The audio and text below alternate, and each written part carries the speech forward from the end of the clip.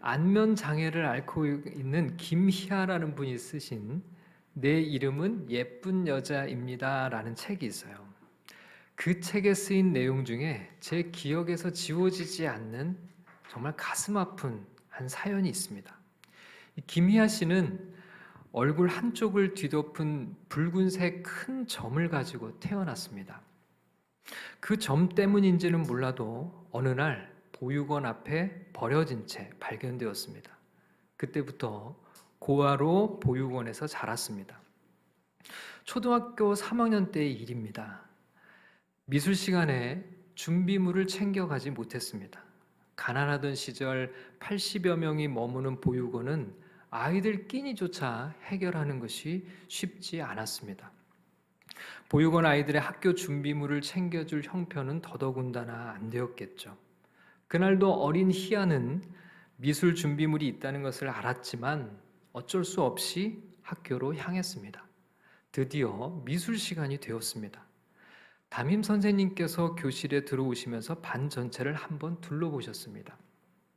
책상 위에 스케치북과 물감이 없는 사람은 50명 아이들 중에 희아 한 사람밖에 없었습니다. 선생님이 말했습니다. 준비물 안 가져온 사람 앞으로 나와. 어린 희아는 두려운 마음으로 앞으로 나갔습니다. 선생님은 아이를 교탁 앞에 세웠습니다. 그리고 말했습니다. 이 애를 그려라. 이때 순간을 김희아 씨는 자신의 책에서 이렇게 적었습니다. 초등학교 3학년이었지만 저는 9살이었습니다. 교탁 앞에 선 9살짜리 꼬마가 무슨 생각을 했는지 잘 기억나지 않습니다. 부끄러움이란 게 무엇인지 이제 막 알기 시작할 나이였습니다. 보육원 출신이라고 아이들이 뒤에서 수군대는 것도 알고 있습니다. 힘만 있다면 당장이라도 교실을 뛰쳐나가고 싶었습니다. 10분이 지나고 20분이 지났습니다. 저에게는 하루같이 긴 시간이었습니다. 자신이 그린 그림을 다른 아이들의 그림과 비교해보던 아이들이 웅성대기 시작했습니다. 책상 사이를 천천히 돌아다니던 선생님께서 말씀하셨습니다. 다 그린 사람 들어봐라. 아이들이 하나둘 스케치북을 들었습니다. 시선을 내리깔고 있던 제게도 교실 곳곳이 붉게 물드는 게 보였습니다. 뭐지? 간신히 용기를 내서 고개를 들었습니다. 그리고 보았습니다. 그날 저는 49개의 그림에서 제 얼굴을 똑똑히 볼 수 있었습니다. 아이들은 얼굴을 동그랗게 그리고 대강 눈, 코, 입을 그려놓은 뒤 제 얼굴 반쪽을 빨간 물감으로 마구 칠해 놓았습니다. 저는 스케치북 속에 제가 너무 낯설고 무서웠습니다. 한편 이 상황이 너무도 수치스러웠습니다. 아이들 앞에 발가벗고 서 있는 듯한 느낌이 들었습니다. 저는 이 김희아 씨의 이야기를 읽으면서 너무 마음이 아팠는데요. 초등학교 3학년, 9살 여자아이가 감당하기에는 너무 큰 상처가 아닐 수 없죠. 더군다나 그 상처를 준 사람이 바로 담임 선생님이었으니 말입니다. 만약에 이 아이가 보육원에서 사는 고아가 아니라 부잣집 딸이었어도 선생님이 과연 이렇게 할 수 있었을까요? 그 아이의 부모가 높은 지위를 가진 사람이었다면 이렇게 함부로 대하고 업신여길 수 있었을까요? 고아 때문에 겪어야 했던 서러움이고 상처였습니다. 사회적인 약자들이 당하는 고통이고 슬픔이죠. 오늘 우리가 읽은 본문은 바로 이런 약자에 대한 예수님의 이야기입니다. 어느 날 제자들이 예수님께 질문했습니다. 1절 말씀을 함께 읽겠습니다. 그때에 제자들이 예수께 나와 이르되 천국에서는 누가 크니까?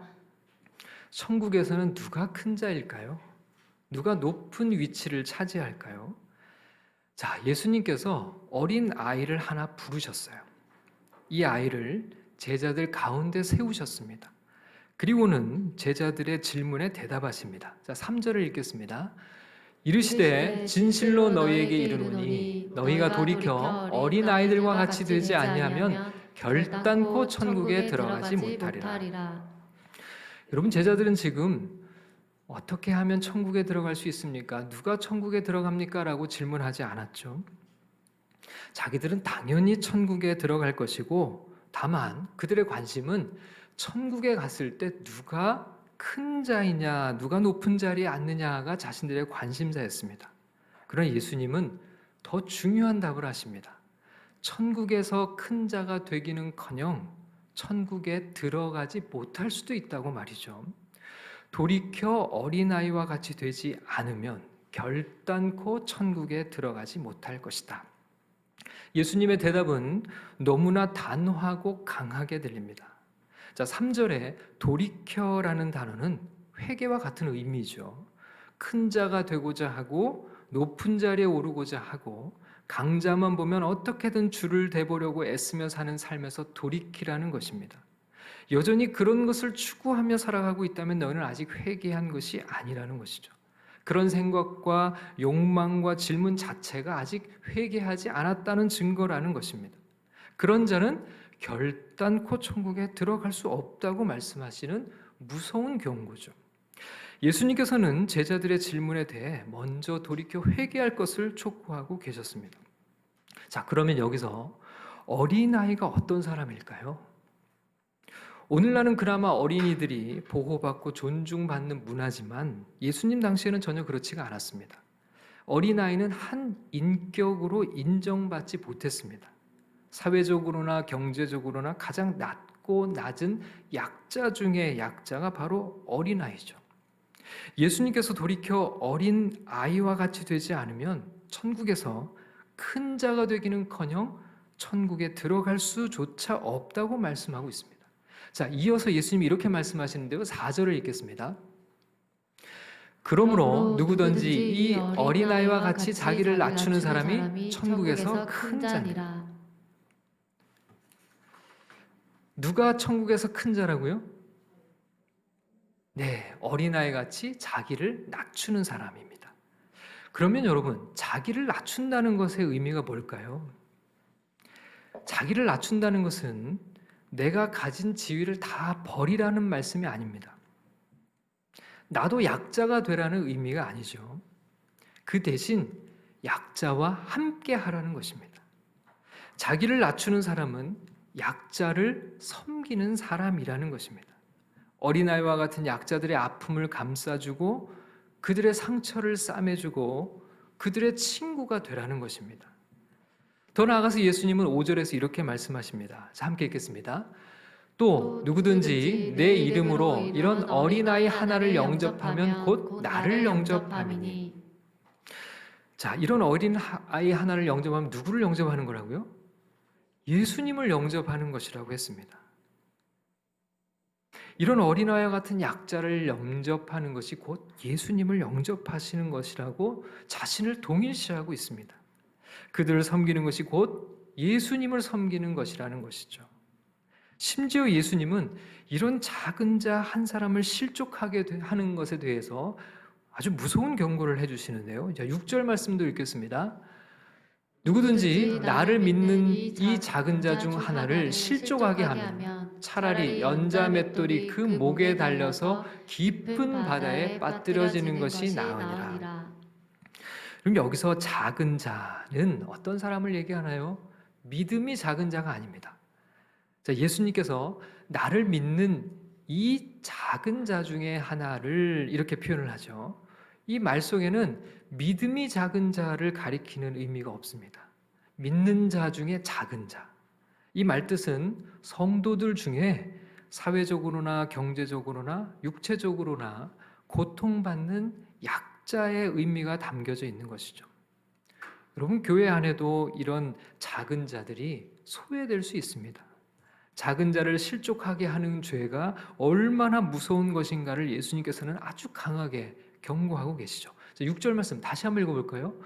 누구든지 나를 믿는 이 작은 자 중 하나를 실족하게 하면 차라리 연자 맷돌이 그 목에 달려서 깊은 바다에 빠뜨려지는 것이 나으니라. 연자 맷돌은 소에게 멍에를 씌워 돌리는 큰 돌입니다. 작은 자 한 사람이 예수님께는 얼마나 귀한지, 그 한 사람이 실족하게 하는 것이 얼마나 큰 죄라는 것을 예수님이 거듭거듭 강조하고 계시죠. 자, 7절 말씀도 읽겠습니다. 실족하게 하는 일들이 있음으로 말미암아 세상에 화가 있도다. 실족하게 하는 일이 없을 수는 없으나 실족하게 하는 그 사람에게는 화가 있도다. 작은 자 한 사람을 예수님께서 얼마나 귀하게 여기시는지를 엿볼 수 있죠. 여러분, 중요한 사람을 가리켜서 흔히 우리가 뭐라고 하죠? VIP라고 부릅니다. Very important person의 약자죠. 여러분, 세상의 VIP는 어때요? 만나기도 쉽지가 않죠. 우리 주변에 그런 VIP는 흔치 않습니다. 그러나 믿음의 눈이 열리면 진짜 VIP들을 볼 수 있습니다. 진짜 VIP는 그런데 우리 곁에 멀리 있지 않습니다. 우리 아주 가까이 있습니다. 만나기 어려운 사람들이 아니에요. 늘 우리 곁에 있는 사람들입니다. 돌이켜 회개한 사람만이 진짜 예수님의 VIP를 볼 수 있습니다. 천국의 가치와 믿음의 눈으로 보면 보입니다. 저는 우리 안에 그런 영적인 눈이 열릴 수 있기를 축복합니다. 그런데 그 다음에 나오는 8절 9절의 말씀이 참 흥미롭습니다. 자, 8절과 9절의 말씀을 읽겠습니다. 만일 내 손이나 내 발이 너를 범죄하게 하거든 찍어 내버리라. 장애인이나 다리 저는 자로 영생에 들어가는 것이 두 손과 두 발을 가지고 영원한 불에 던져지는 것보다 나으니라. 만일 내 눈이 너를 범죄하게 하거든 빼어내버리라. 한 눈으로 영생에 들어가는 것이 두 눈을 가지고 지옥불에 던져지는 것보다 나으니라. 여러분, 흔히 우리는 이 두 구절을 죄의 유혹으로부터 자신을 지키는 것의 중요성을 나타내는 의미로 이해합니다. 유혹에 걸려 자꾸 넘어지게 만드는 연약함이 내 안에 있다면 죄와 싸워 이기기 위해 과감하게 도려내라는 의미처럼 보이죠. 그래서 이 말씀을 주로 개인적으로 적용합니다. 그런데 이 18장 1절에서 14절까지의 예수님의 말씀은 계속해서 작은 자에 대한 말씀이 주제입니다. 자, 9절에 이어서 10절에 나오는 말씀을 보면 삼가 이 작은 자 중에 하나도 업신여기지 말라, 이 말씀이 뒤이어 나오는데요. 앞뒤의 문맥을 고려해 보면 8절과 9절의 말씀에 등장하는 범죄는 다름 아니라 6절과 7절에 나오는 작은 자 하나를 실족하게 하는 죄라는 것을 알 수 있습니다. 6절에서는 작은 자 중 하나를 실족하게 하면 차라리 연자 맷돌이 그 목에 달려서 깊은 바다에 빠뜨려지는 것이 낫다고 말씀하시죠. 7절에서는 실족하게 하는 그 사람에게는 화가 있다고 하시고 나서 바로 이 8절과 9절의 말씀이 등장하는 겁니다. 자, 그렇다면 이 8절과 9절의 말씀은 이런 의미입니다. 제가 한번 이렇게 읽어보겠습니다. 내 손이나 내 발이 너로 하여금 작은 자를 실족하게 하는 죄를 범하게 하거든 찍어내 버리라. 작은 자를 실족하게 하여 화를 당하는 것보다는 차라리 장애인으로 영생을 얻는 것이 더 낫다. 만일 내 눈이 너로 하여금 작은 자를 실족하게 하는 죄를 범하게 하거든 빼어내 버리라. 작은 자를 실족하게 하여 화를 당하는 것보다 한 눈으로 영생에 들어가는 것이 더 낫다는 의미인 것이죠. 여러분, 여기서 눈을 빼버리거나 손을 자르면 본인이 어떻게 되죠? 본인이 가장 작은 자가 되고 말죠. 가장 소외된 이웃이 되고 맙니다. 차라리 그 작은 자가 되는 것이 낫다. 너 스스로가. 그런 말씀을 여기에 주고 있죠. 자, 그래서 이 말씀은 개인적인 적용보다는 관계적인 측면에서 이해하고 적용해야 합니다. 작은 자를 실족하게 하는 공동체적인 죄의 문제를 생각해야 합니다. 그러면 어떤 사람은 늘 말이 문제이죠. 말로 상처 주고 실족하게 합니다. 그런데 아무에게나 이렇게 말로 상처를 주지 않아요. 대부분 보면요, 강자에게는 하지 못할 말을 쉽게 누구에게 할까요? 약자에게 합니다. 함부로 하죠. 어떤 사람이 성품이 문제예요. 화를 내고 무시하고 함부로 잘합니다. 근데 주로 누구에게 화를 낼까요? 힘 있는 사람에게 화를 낼까요? 아니에요. 힘 없는 사람에게 화를 내죠. 오히려 강자에게 당하고 약자에게 분풀이 할 때도 많죠. 약한 자를 괴롭히고 아프게 하고 실족하게 하는 겁니다. 그래서 예수님은 작은 자를 절대로 업신여기지 말라고 하십니다. 자, 10절 말씀을 읽겠습니다. 삼가 이 작은 자 중에 하나도 업신여기지 말라. 너희에게 말하노니 그들의 천사들이 하늘에서 하늘에 계신 내 아버지 얼굴을 항상 배옵느니라. 작은 자를 업신여기는 것은 곧 하나님을 업신여기는 것과 같습니다. 우리 눈에는 작은 자처럼 보일지 몰라도 그들의 천사들이 날마다 하나님의 얼굴을 대면한다고 말씀합니다. 그들의 천사들이 하늘에서 하나님의 얼굴을 항상 배웁는다는 의미가 뭘까요? 누가 작은 자를 영접하고 그들을 따뜻하게 섬기고 돌보고 사랑하시는지 천사가 하나님께 날마다 보고 드린다는 의미가 아닐까요? 누가 그들을 함부로 대하고 업신여기고 실족하게 하는지 즉각 하나님께 보고된다는 의미가 아닐까요? 그들의 천사들이 날마다 하나님의 얼굴을 항상 배웁는다는 것은 바로 그런 의미인 거죠. 여러분, 우리가 영안을 열어서 하나님의 눈으로 주님 나라의 VIP들을 볼 수 있어야 됩니다. 작은 자를 존중할 줄 아는 것. 그들은 바로 우리 주 예수 그리스도를 존귀하게 섬기는 자들입니다. 그들이 진짜 하나님의 나라의 VIP들입니다. 천국에서 큰 자들입니다. 그들을 섬기고 영접하는 것이 영원한 복을 받는 비결이죠. 저는 우리에게 이런 영생의 복이 가득하기를 축복합니다. 자, 마지막으로 12절에서 14절까지를 한번 읽어보겠습니다. 너희 생각에는 어떠하냐? 만일 어떤 사람이 양 100마리가 있는데 그 중에 하나가 길을 잃었으면 그 99마리를 산에 두고 가서 길 잃은 양을 찾지 않겠느냐? 진실로 너희에게 이르노니 만일 찾으면 길을 잃지 아니한 99마리보다 이것을 더 기뻐하리라. 이와 같이 이 작은 자 중에 하나라도 잃는 것은 하늘에 계신 너희 아버지의 뜻이 아니니라. 여러분, 이 말씀도 이 잃은 한 마리의 양의 비유도 지금 같은 맥락에서 읽어야 합니다.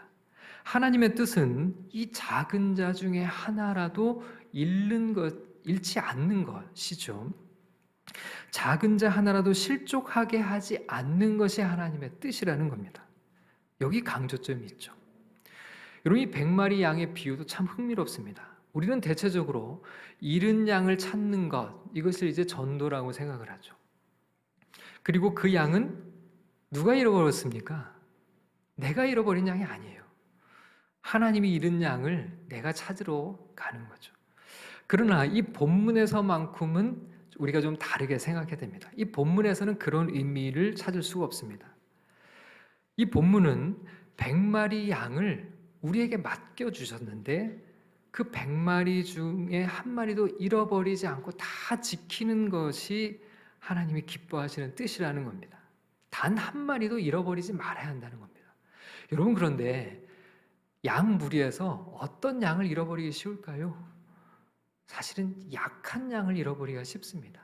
연약한 양이 무리에서 뒤처지기가 쉽습니다.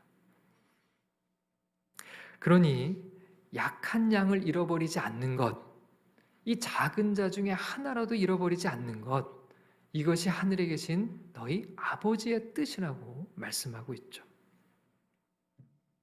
여러분, 우리는 교회 공동체 안에서 성도들을 귀하게 여겨야 합니다. 그러나 더 주의 깊게 살펴봐야 하는 것은 연약한 이들입니다. 지극히 작은 자 한 사람 한 사람을 사랑하고 섬길 수 있어야 합니다. 특별히 약한 자를 배려하고 따뜻한 가슴으로 품고 사랑의 손으로 섬길 수 있어야 합니다. 그래서 교회는 따뜻한 곳입니다. 소외된 자도 없고 높고 낮은 자도 없고 모두가 그리스도 안에서 하나 되어 행복을 누리는 곳이 바로 교회라는 가족 공동체인 것이죠. 설교의 소두에서 소개해드렸던 김희아 씨가 23살이 되던 해에 남자친구를 소개받았어요. 얼굴 한쪽을 뒤덮은 붉은 점을 짙은 화장으로 가리고 만남을 이어갔습니다.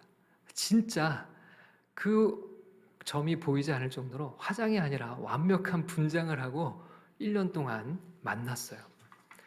그러다가 만난 지 1년째 되던 날 일을 마치고 화장을 하고 남자친구를 만나려는 계획을 가지고 화장을 하러 집을 나섰는데 그만 길에서 남자친구와 마주치고 말았어요. 남자친구는 그날 깜짝 놀래켜 주려고 원래 약속 시간, 약속 장소로 가지 않고 이 희아 씨의 집 앞에 와서 기다리고 있었던 거예요. 자신의 진짜 모습을 들키고 만 것입니다. 그러나 남자친구는 그 모습을 그대로 받아줬어요. 보육원에서 자란 고아라는 것도 알고 있었지만 상관하지 않았습니다.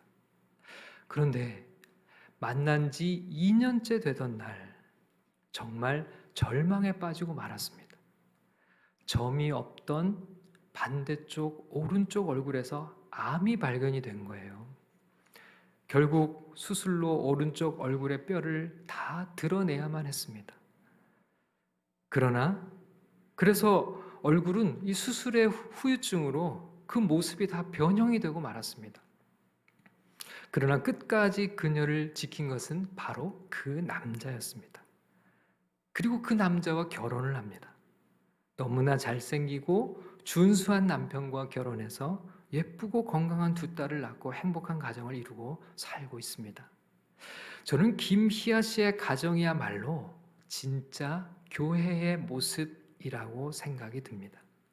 세상에서 멸시받고 천대받고 손가락질받고 모욕당하던 김희아 씨를 사랑으로 감싸주고 품어주고 지켜준 그 남편이야말로 천국에서 가장 큰 자가 아닐까요? 그리고 우리 주 예수 그리스도의 모습이 아닐까요? 저는 우리 새로운 교회가 김희아 씨의 가정 같은 아름다운 사랑의 공동체가 되기를 소원합니다. 그리고 여러분 한 사람 한 사람이 이런 작은 자를 품고 위로하고 섬기는 천국의 큰 자들이 되시기를 축복합니다. 이제 연말입니다. 추운 계절입니다. 우리 곁에 작은 자, 그러나 예수님의 VIP들을 사랑으로 섬기고 영접하면서 이 겨울을 따뜻하게 만들어가는 우리 새로운 교회 모든 주의 종들이 다 되시기를 주님의 이름으로 축원합니다.